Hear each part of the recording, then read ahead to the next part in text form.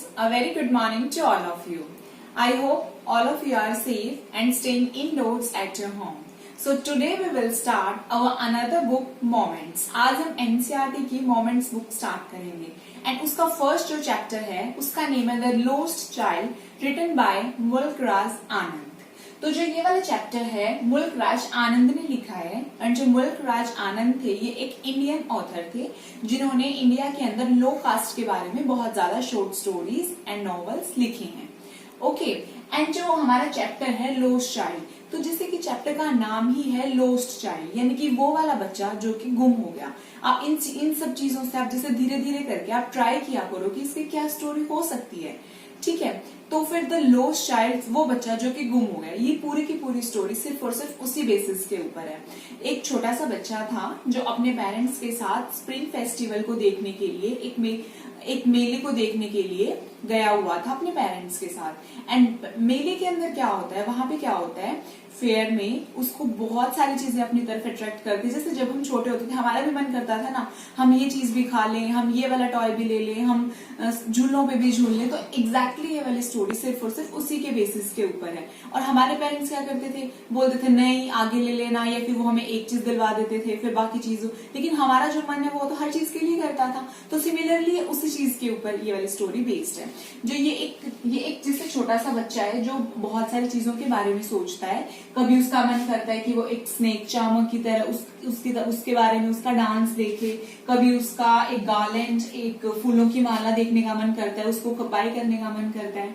कभी उसका मन करता है कि वो स्विंग्स पे झूले, अलग अलग स्वीट्स खाए, या फिर बैलून्स को देखते. जिस भी चीज को वो देखता है वो उसी चीज की तरफ देखना है. और वो बहुत ज्यादा उसे बुरा लगता है कि उसके पेरेंट्स उसे मना कर देते हैं. ठीक है, एंड ये उसके फादर है जो उसको मना कर रहे हैं हर चीज के लिए. तो ये वाली स्टोरी उसी चीज के ऊपर. अब हम ये डिसाइड करेंगे आफ्टर रीडिंग द चैप्टर कि जो ये चैप्टर है इसका नाम द लोस्ट चाइल्ड कैसे हुआ. Okay, so let's begin our line-to-line explanation of the chapter The Lost Child. The Lost Child. A child wants to a fair with his parents. He is happy and excited and wants the sweets and toys displayed there. But his parents don't buy them for him. Why then does he refuse when someone else offers them to him? अब question के अंदर सबसे बड़ा suspense ये है, पहले तो उसके पेरेंट्स उसे मना कर रहे थे, लेकिन एक पॉइंट ऐसा आया स्टोरी के अंदर कि जो उसे सारी की सारी चीजें किसी और ने ऑफर की, तो उसने इन चीजों को मना क्यों कर दिया. Okay, so it was the festival of spring. From the wintry shades of narrow lanes and alleys emerged a gaily clad humanity. वो एक स्प्रिंग का मेला था जहां से विंट्री शेड्स का मतलब जैसे हल्की हल्की जब सर्दी होती है, नैरो लाइंस जो पतली पतली लेन्स होती हैं यानी कि छोटी छोटी गलियां, एंड एलेज का मतलब भी गलियां, जो कि एक गेली क्लैड ह्यूमैनिटी यानी एक हैप्पीली क्लोथ ह्यूमैनिटी. यहाँ पे सबके सब बहुत ज्यादा चेयरफुल कपड़े पहने हुए थे. गेली का मतलब क्या होता है, हैप्पी, एंड क्लैड का मीन्स क्लोदी ह्यूमैनिटी मीन्स मानवता. सम walked, some rode on horses, others sat being carried in bamboo and bullock carts. कुछ लोग पैदल थे, कुछ horses पे थे, कुछ बैठे हुए थे, कुछ बैम्बू के अंदर कैरी थे और कुछ bullock carts जो बैलगाड़ी होती है उसकी बात हो रही है ये. One little boy ran between his father's legs, brimming over with life and laughter. एक छोटा सा बच्चा जो कि अपने पापा की लेग्स के बीच में से निकल रहा था. Brimming का मतलब होता है full of. Brimming means full of life and laughter, जो कि खुशी से एंड लाइफ से पूरा का पूरा भरा हुआ था. हमारी पिक्चर दी हुई है. Come child come, called his parents as he lagged behind, fascinated by the toys in the shops that lined the way. आओ बच्चे आओ, उसके पेरेंट्स उसे बुलाते हैं. लैग मीन्स फॉल बिहाइंड, कि वो पीछे रह जाता है. वो पीछे क्यों रह जाता है, बिकॉज वो बहुत ज्यादा अट्रैक्टेड था टॉयज को देख के, टॉयज की शॉप्स जो कि एक लाइन के अंदर लगी हुई थी. ही हियरेड टुवर्ड्स हिज पेरेंट्स. हियर मतलब जल्दी करना है. इसके हम बोलते हैं ना यूजुअली हरी अप, जल्दी करो, तो वो उसी की फॉर्म है हरिड. तो वो फटाफट से जल्दी करता है अपने पेरेंट्स की तरफ. His feet obedient to their call. जो उसके पैर हैं वो तो ओबीडियंट मीन्स कहा मानना, किसी की आज्ञा मानना. हम जैसे एप्लीकेशंस में भी लिखते हैं योर्स ओबीडियंटली, मतलब आपका आज्ञाकारी. तो वो यही चीज लिखी हुई है कि उनकी वो आज्ञा मानता है, उसके जो पैर है वो फटाफट से उसके पेरेंट्स को फॉलो करते हैं. His eyes still lingering on the receding toys. Lingering का मतलब होता है to stay somewhere, कि कहीं पे कोई चीज रुक जाना. जैसे कि वो आगे तो वो बढ़ रहा था लेकिन उसके माइंड में वही चीजें चल रही थी, काश मेरे को वो टॉय दिला दे, मतलब इस तरह से कि उसका माइंड वहीं पे स्टक हो गया था. On the receding toy, receding का मतलब है to move away and begin to disappear, कि फटाफट से भागना और उसका मन करता बस भाग के उन चीजों को ले आऊं. तो वो उसका माइंड वहां पे स्टे हो रहा था.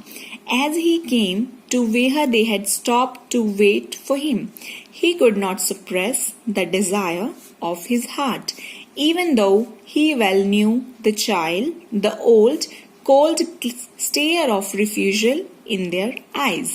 जैसे कि वो वहां पे आता है जहां पे वो उनकी वेट कर रहे थे, वो वहां पे आता है. he came to where, जहां they had stopped, वो सब रुके हुए थे और वो वेट कर रहे थे उस चाइल्ड की, यानी कि उसके पेरेंट्स उसकी वेट कर रहे थे. सप्रेस होता है किसी चीज को दबाना. अगर हमारे मन में बहुत सारी फीलिंग्स होती हैं, हम कई बार बहुत कुछ करना चाहते हैं बट हम अपनी चीजें किसी से शेयर नहीं कर पाते. तो डिजायर का मतलब होता है वो इच्छा, अपनी चीजों को स्प्रेस करना. तो वो उन चीजों को दबा नहीं पा रहा था. इवन दो, जबकि उसे अच्छे से पता था, he knew well the old cold stare of in their eyes, कि अपने पेरेंट्स की आईज के अंदर उसे पता था कि वो उसे डेफिनेटली मना करेंगे. रिफ्यूजल मतलब मना करेंगे, लेकिन उसे पता था कि पूछने का कोई फायदा नहीं है, तो फिर लेकिन वो चीजों को फिर भी बोलना चाहता था. आई वॉन्ट दैट टॉय, ही प्लेडेड, मुझे वो टॉय चाहिए. उसने एक तरह से प्लीड किया. प्लीड का मतलब क्या होता है? To ask somebody for something in a strong way, किसी भी चीज के लिए स्ट्रांगली बोलना कि मुझे तो वो चीज चाहिए, मुझे नहीं पता, इस तरह से. तो उसने अपने पेरेंट्स को बोला. His father looked at him red eyed, उसके पापा ने उसकी तरफ देखा. रेड आइड का मतलब है कि वो बहुत ज्यादा गुस्से में उसे देखा. इन हिज फेमिलियर टेरेंट वे, टीरेंट का मतलब है ऑप्रेसिंग वे, जैसे कि गुस्से में, जैसे अक्सर पेरेंट्स इस तरह से गुस्से से हमें आंख दिखाते हैं, तो वही चीज की बात वो कर रहे हैं. उन्होंने उसे ऐसे गुस्से में देखा. His mother melted by the free spirit of the day was tender and giving him her finger to hold, said, "Look, child, what is before you?" उसकी मम्मी ही को उसके ऊपर दया आ जाती है, एंड बिकॉज उसे पता होता है उसके बच्चे का. Tender means very soft. And उसकी मम्मा उसे हाथ देती है और उसे बोलती है, देखो बच्चे तुम्हारे आगे क्या है. It was a flowering mustard field, वहां पे सामने क्या था? एक पूरे का पूरा फूलों से भरा हुआ मस्टर्ड फील्ड, मस्टर्ड का पूरा खेत. पेल लाइक मेल्टिंग गोल्ड, वो इतना पेल था जैसे कि मेल्टिंग गोल्ड को मेल्ट कर दिया, मतलब वो येलो कलर में पूरा का पूरा था. As it swept across miles and miles of even land, और ऐसे लगता था जैसे जो यही लैंड है ये पूरी की पूरी माइल्स तक दूर दूर तक ये वाली लैंड फैली हुई है. ओके. उसके बाद है a group of dragonflies were bustling about on their gaudy purple wings, intercepting the flight of a lone black bee or butterfly in search of sweetness from the flowers. बहुत सारे इसमें dragon flies थे, जैसे छोटी छोटी सी जो मक्खियां से होती हैं वो ड्रैगन फ्लाइज. और वो बस्लिंग का मतलब होता है हलचल करना. वो अपने गोडी मतलब अपने बहुत अच्छे तरीके से पर्पल विंग्स में वो पूरा का पूरा हर जगह मस्ती कर रही थी, पूरी की पूरी जगह घूम रही थी. इंटरसेप्ट होता है किसी को रोकना, रोक रही, ऐसे लग रहा था जैसे कि वो रास्ता रोक रही है किसका? बटरफ्लाइज का, या फिर जो काली वाली मधुमक्खी होती है उसका, जो कि अपनी फ्लावर्स के अंदर अपनी स्वीटनेस को ढूंढ रही थी. The child followed them in the air with his gaze till one of them would still its wings and rest. जो छोटा सा बच्चा था वो उनको क्या कर रहा था? फॉलो कर रहा था. with his gaze का मतलब होता है पूरा का पूरा स्टेयर करके, ठीक है, वो पूरा का पूरा उनको देख के उनको फॉलो कर रहा था. एंड वो क्या चाहता था कि फटाफट से वो उनको कैच कर ले. जैसे हम छोटे होते थे तब हम ट्राई करते थे ना कि हम बटरफ्लाइज को अपने हाथों में पकड़ लें, तो सेम वही चीज इसके अंदर बताई गई है. Till one of them would still its wings, कि वो अपने विंग्स के साथ आए एंड वो रेस्ट करे, फिर मैं उसको पकड़ूं. And he would try to catch it, but it would go fluttering, flapping up into the air. When he had almost caught it in his hand, लेकिन जब उसने ऑलमोस्ट वो पकड़ने वाला होता तभी वो फड़फड़ाती हुई फहराती हुई वहां से चली जाती, मतलब वो उसके हाथ में नहीं आती. Then his mother gave a cautionary call. Cautionary का मतलब होता है हम किसी को वार्निंग देते हैं कि तुम आ जाओ, अदरवाइज तुम देख लेना. तो उसकी मम्मा ने उसे एक वार्निंग कॉल दी. Come child come, come on to the footpath, कि फटाफट से तुम फुटपाथ पे आ जाओ। उसके बाद he ran towards his parents gaily and walked abreast of them for a while, being, however, soon left behind, attracted by the little insects and worms along the footpath that was steaming out from their hiding places to enjoy the sunshine. Okay. वो फटाफट से भागा उसके parents की तरफ। गेली का मतलब हैप्पीली, जो कि बहुत ज्यादा खुश थे। एंड वॉक्ड एब्रेस्ट ऑफ देम, यानी कि साइड साइड में चलना, उनको फेस, उनकी तरफ फेस तो कर, लेकिन जैसे हल्का सा उनकी तरफ फेस करके इस तरह से भागना। For a while being however soon, लेकिन फिर भी वो पीछे रह गया। अट्रैक्टेड, क्योंकि वो छोटे छोटे लिटिल इंसेक्ट से, छोटे छोटे कीड़ों से बहुत ज्यादा अट्रैक्ट था। वो उनकी तरफ जाना चाहता था, फुटपाथ की तरफ, ठीक है, जो कि फुल ऑफ फ्रॉम देयर, जो कि बहुत ज्यादा भरे हुए थे। एंड वो पता नहीं कहाँ से हाइडिंग प्लेसेस से निकल के आए हुए थे सनशाइन को एंजॉय करने के लिए।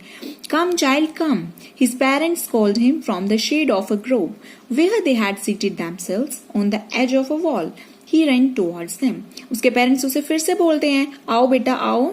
एंड वो कहाँ से उसे बोल रहे हैं? वो एक ग्रोव से बोल रहे हैं, यानी कि जहाँ पे एक small group of trees, Grove का मतलब क्या होता है? A small group of trees, जहाँ पे वो एक साथ बैठे हुए थे, वेल मतलब कुएं की एक एज के ऊपर, और वो उनकी तरफ भागता है। A shower of young flowers fell upon the child as he entered the grove and forgetting his parents. और जब वो अंदर जाता है तो अंदर जाने के बाद बहुत सारे फ्लावर्स की बारिश उसके ऊपर होती है। जैसे ही वो ग्रोव के अंदर एंटर करता है और वो अपने पेरेंट्स को भूल जाता है। He began to gather the raining petals in his hands. और अब वो क्या करता है? वो इनकी जो पत्तियां होती हैं फ्लावर्स की, that is petals, वो इन पेटल्स को अपने हाथों में पकड़ने की कोशिश करता है। But lo, he heard the cooing of the doves and ran towards his parents, shouting, "The dove, the dove!" The raining petals dropped from his forgotten hands. और अब वो इन पेटल्स को इतना ज्यादा बिजी हो जाता है करने में, उसके बाद उसे डव्स की कोइंग सुनाई देती है। कोइंग क्या होती है? जैसे जो डव होती है, ये उसका साउंड है। ये एक लिटरेरी डिवाइस भी है, ओनोमेटोपोया, जो हमने किया था साउंड्स किसी भी चीज का। एंड वो फटाफट से अपने पेरेंट्स की तरफ भागता है, इस तरह से शाउट करता हुआ, द डव डव। एंड जो अब वो अपने हाथों में उन जो पेटल्स थे उनको वो भूल जाता है। Come child come, they called to the child who had now gone running in a wild capers round the banyan tree.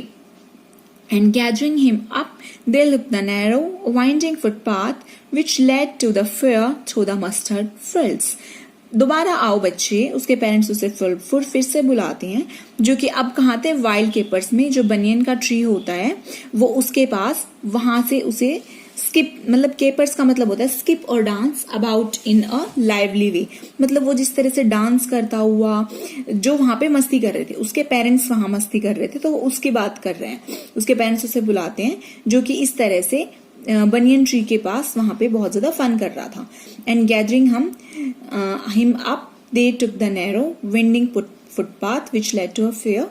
And अब उसको इकट्ठा करके वो जो पतली पतली गलियों से निकल रहे थे उस फुटपाथ में, जैसे बहुत सारा वाइंडिंग, मतलब हवा सी वहां चल रही थी, जो कि अब मस्टर्ड फील्ड्स के थ्रू वहां से जाना चाहते थे।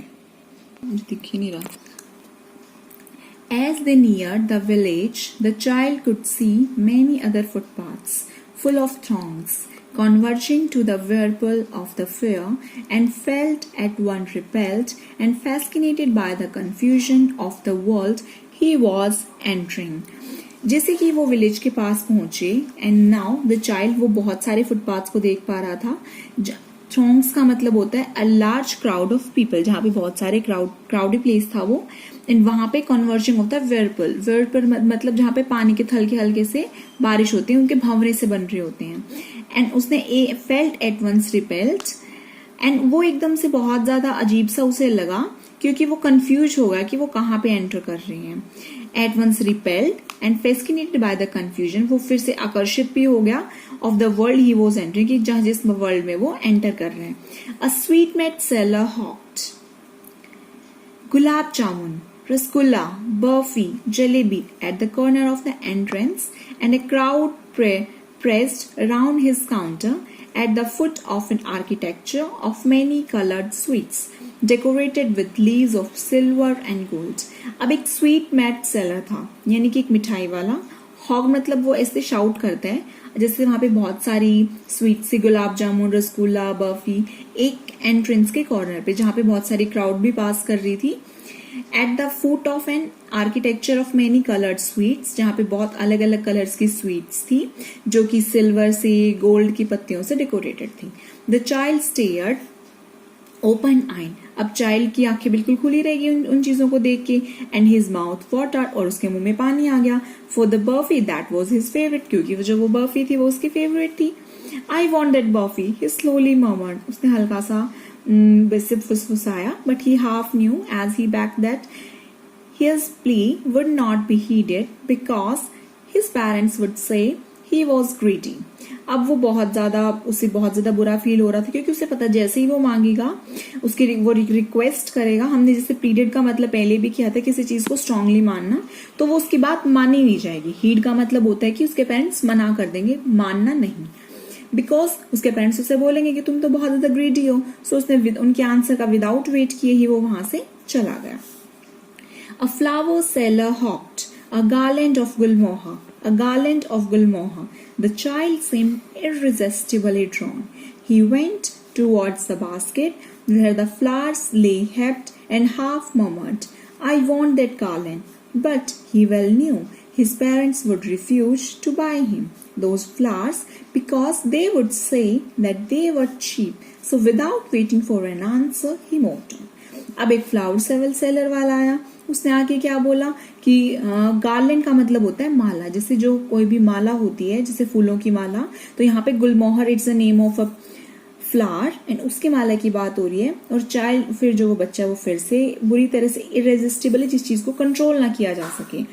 रेजिस्ट का मतलब होता है कंट्रोल करना, लेकिन इरेजिस्टिबल मतलब जिस चीज को कंट्रोल ना किया जा सके, तो फटाफट से जाता है.